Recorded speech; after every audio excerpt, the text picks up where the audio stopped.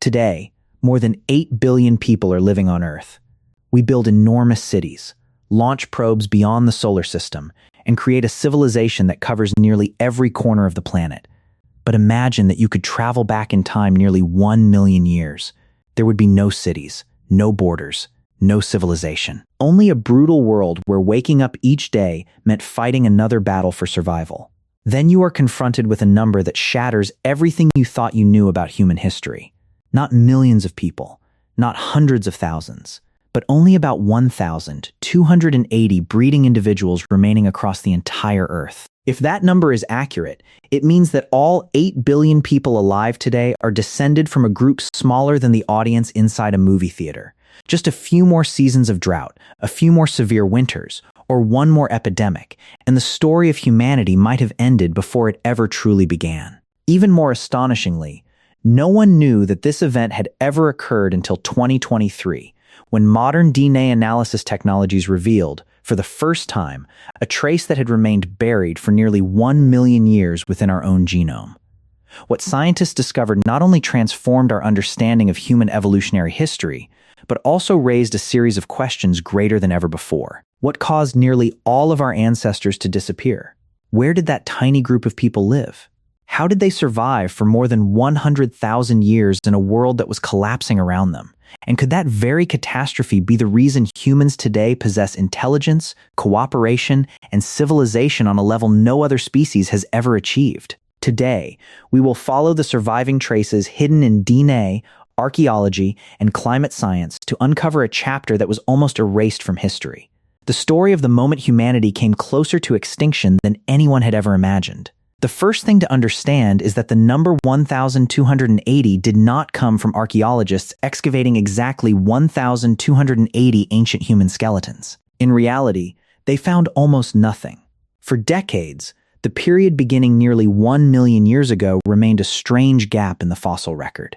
Anthropologists knew that human ancestors had existed during that era, but the number of fossils was far too limited to assemble a complete story.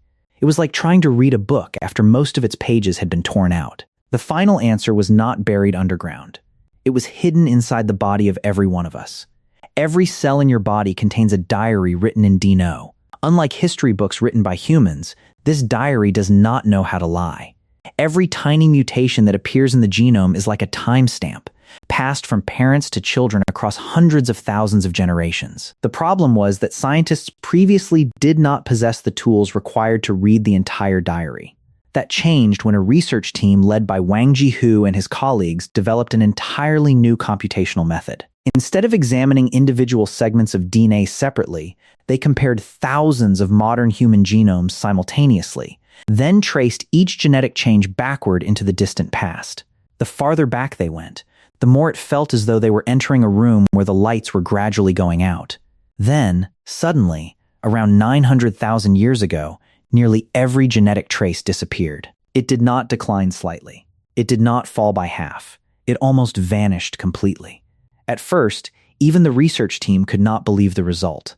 The numbers were so extreme that they seemed more like a computational error than a real historical event. They rechecked the data, changed the statistical models, tested different methods, and repeated the analytical process again and again for years. But every time they ran the analysis, the answer remained the same.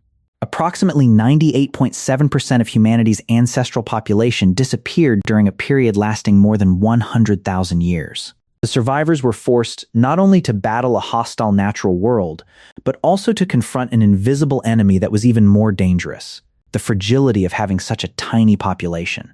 And that is when the story becomes truly terrifying.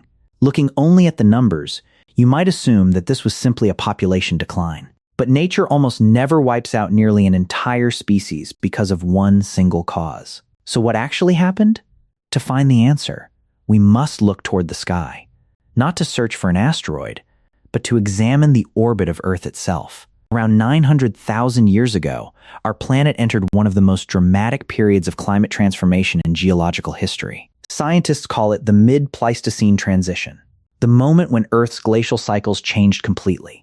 Before then, cold and warm periods alternated relatively regularly in cycles of approximately 41,000 years.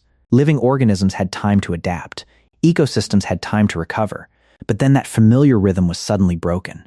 Ice ages began lasting almost 100,000 years per cycle. Enormous ice sheets expanded across the northern hemisphere, trapping vast quantities of water and causing sea levels to fall by hundreds of meters. The oceans became colder. Ocean currents shifted, and events that seemed to be occurring far away triggered a devastating chain reaction in the regions where our ancestors lived. Africa began to dry out, not for a few years, not for a few centuries, but for tens of thousands of consecutive years. Forests that had once been lush and green gradually turned into grasslands. The grasslands were then consumed by increasingly barren terrain. Rivers that had once flowed throughout the year began drying up seasonally before disappearing completely. Every generation watched the familiar world around them shrink a little more and become a little poorer, till they could barely recognize the lands where their ancestors had once lived. Try to imagine yourself in the position of a human being from that time. You know nothing about climate change. You know nothing about changes in Earth's orbit. You only know that there is less water this year than there was last year. The antelope herds no longer return. The trees do not bear fruit as they once did. The children in your group begin dying from hunger. The elderly no longer have enough strength to keep moving. Every journey to search for a new water source could become your final journey. The most terrifying part is that no one knows when it will end, because it does not end. The world simply continues to become more hostile, generation after generation. It was under these conditions that most ancient human populations disappeared from history. But somewhere on that vast continent, one small group refused to surrender. They found something that almost every other group had failed to find: a place stable enough to prevent the flame of humanity from being extinguished. If nearly every ancient human group disappeared, what enabled those approximately 1,280 breeding individuals to survive?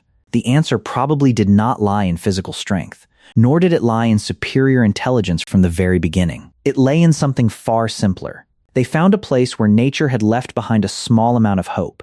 Even today, no one knows exactly where that refuge was located. It may have been a valley surrounded by high mountains, where clouds continued to bring rain even as the rest of Africa was drying out. It may have been a region near the Great Lakes of East Africa, where underground water sources never disappeared completely. Some scientists believe it may have been a network of several small refuges connected to one another, rather than one single location. Whatever the answer may be, that place must have possessed one exceptionally rare characteristic. It was stable enough for humans to survive there for more than 117,000 years. But even with access to water, survival was not guaranteed. Food sources were becoming increasingly scarce. Large animal herds disappeared. Plants no longer grew as they once had. This forced our ancestors to completely transform the way they survived. They could no longer remain hunters who pursued only large prey. They became people who used everything nature still had to offer: insects, roots, wild tubers, bird eggs, small animals, fish from shallow waters. Anything capable of providing even a small amount of additional energy became precious. It was during this period that knowledge of the natural world began to become more valuable than physical strength. Which plants were safe to eat? Which roots had to be roasted before their toxins disappeared? During which season were insects most abundant? Which animal always led the way toward water? This knowledge was no longer merely a collection of personal experiences. It became the survival secret of the entire community. And this is the crucial difference. A lion can pass its physical strength to its offspring through genes, but humans can pass on knowledge. Every child does not need to rediscover everything alone from the beginning.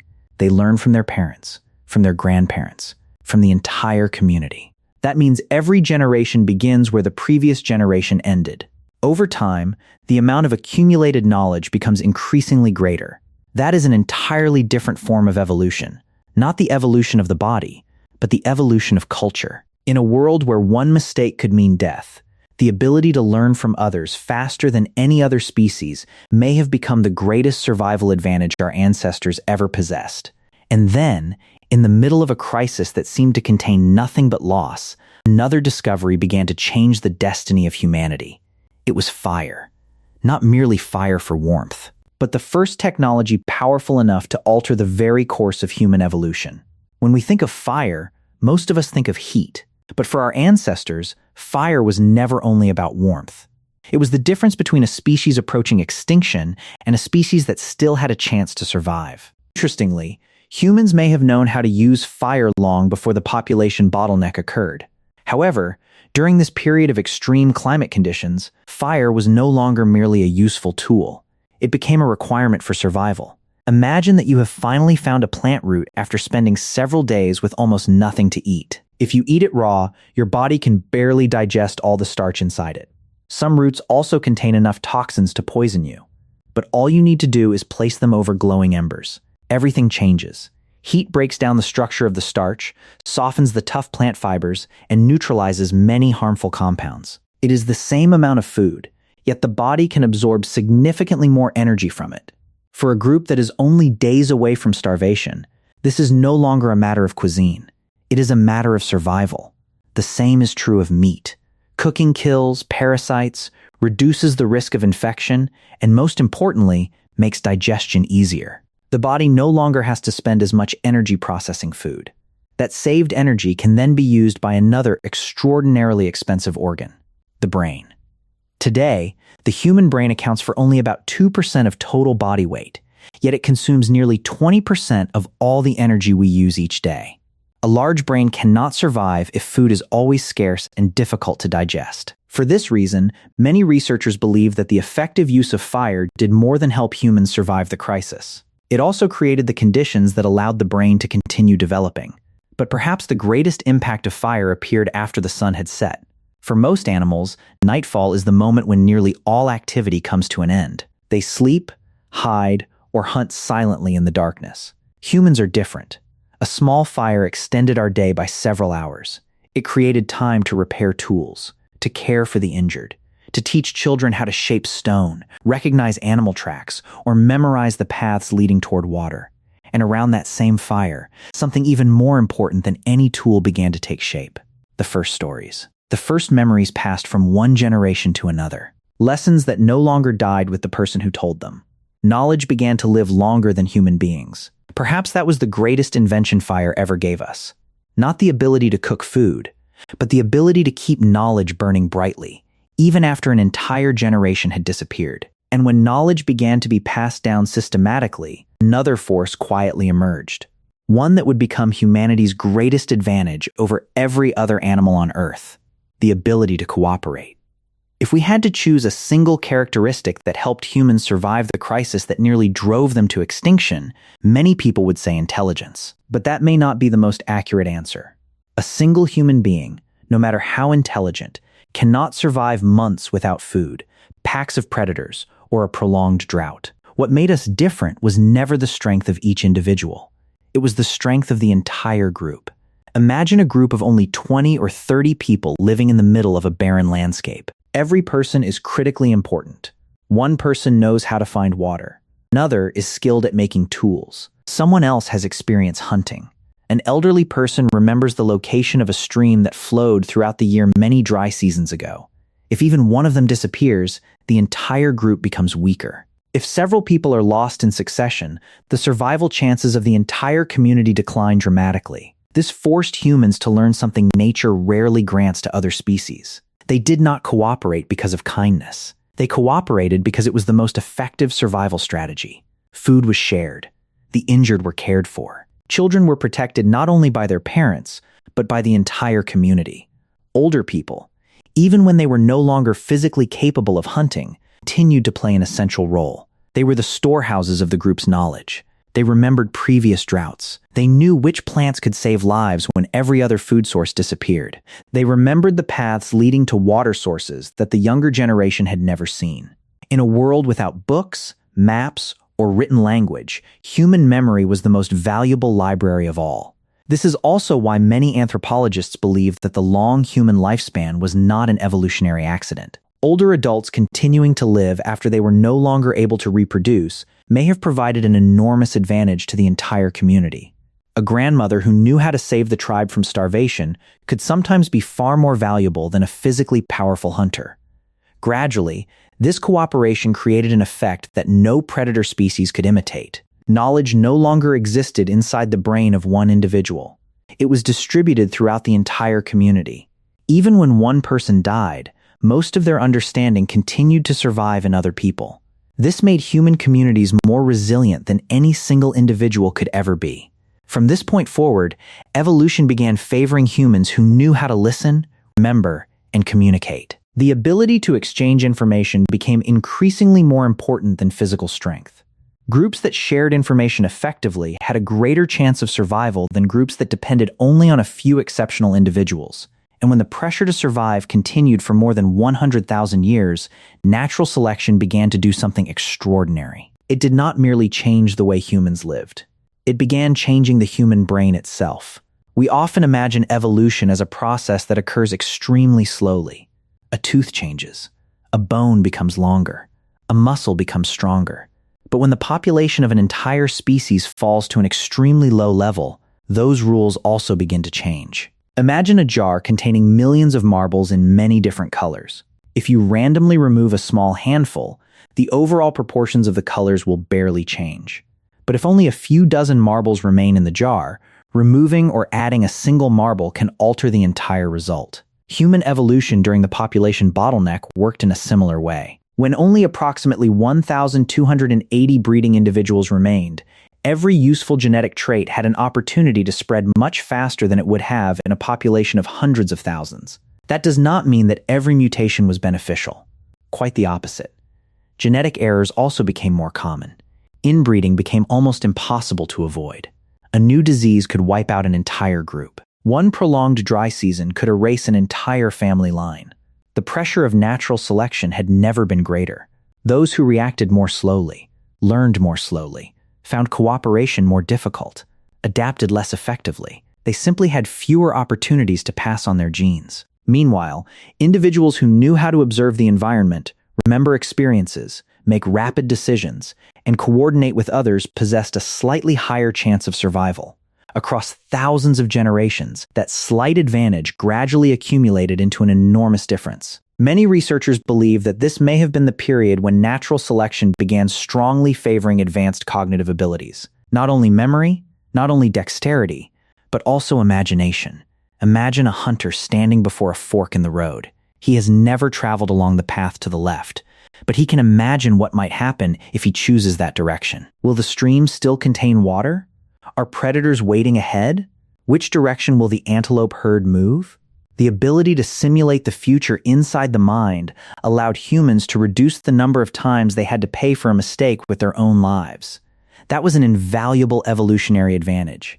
At the same time, a rare genetic change quietly appeared. 2 chromosomes belonging to our ancestors fused into one. Today, every human being on Earth carries evidence of that event in the form of chromosome 2. Scientists continue to debate whether this fusion contributed to the development of the human brain or merely spread because the population was so small. But whatever the final answer may be, one thing remains almost certain. When the crisis ended, the humans who emerged from it were no longer the same as the humans who had entered it. They had not merely survived, they had been transformed. And that transformation would soon create an explosion that caused the entire course of human evolution to move in a completely new direction. But there is a paradox that scientists continue to debate even today. If only approximately 1,280 breeding individuals remained, why did humanity not become extinct? According to the mathematics of evolutionary biology, extinction should have been almost inevitable. Extremely small populations often fall into what biologists call an extinction vortex. The fewer individuals there are, the more inbreeding occurs. The more inbreeding occurs, the more genetic disorders appear. The more genetic disorders appear, the fewer offspring survive. And as the population continues to decline, the vicious cycle accelerates until the entire species disappears. This is what has happened to countless animal species throughout Earth's history. But our ancestors broke that rule.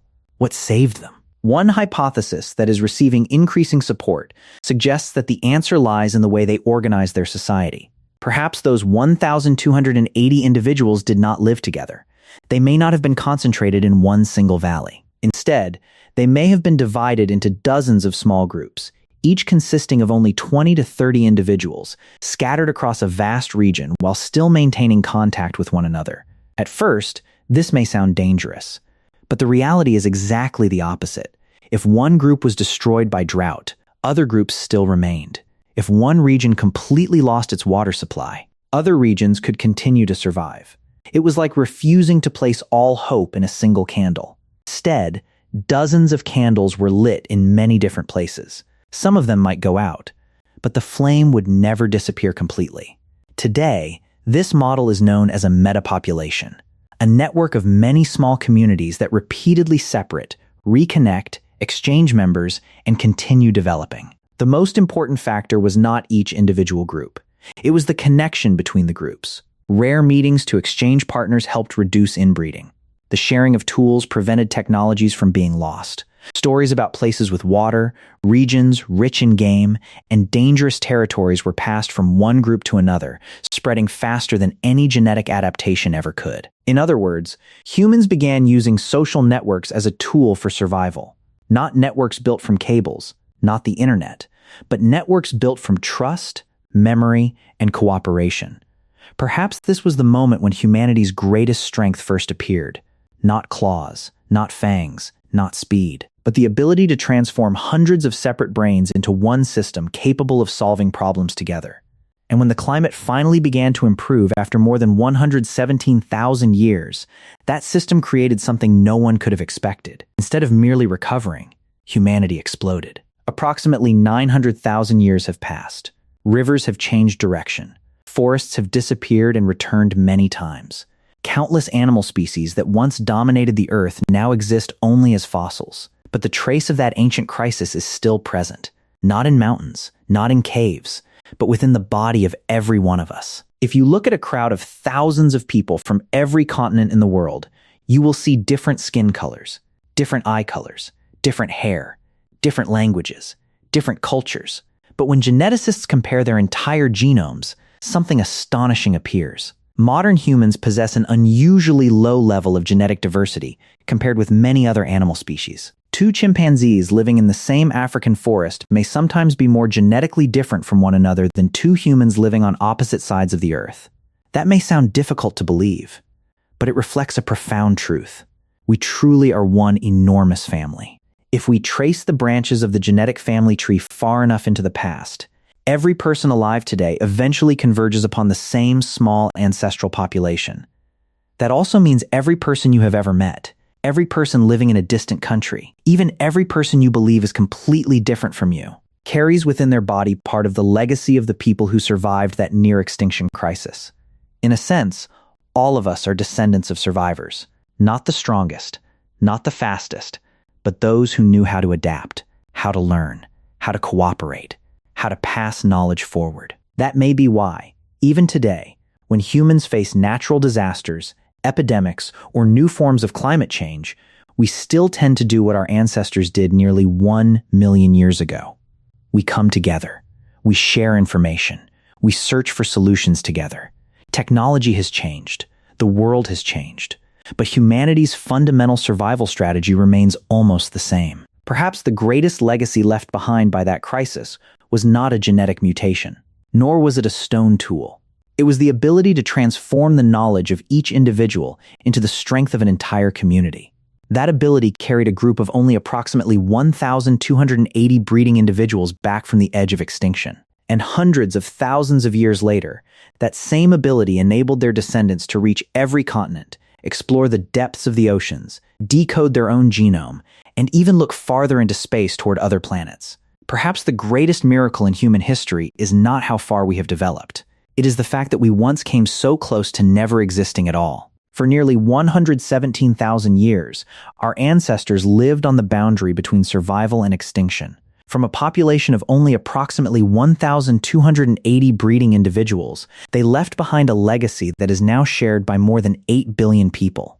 Perhaps the most astonishing fact is not that humanity eventually conquered the world, but that we once came so close to never appearing in this world at all. If this story has made you see human history from a completely different perspective, leave a comment answering this question. What surprised you most about the human population bottleneck?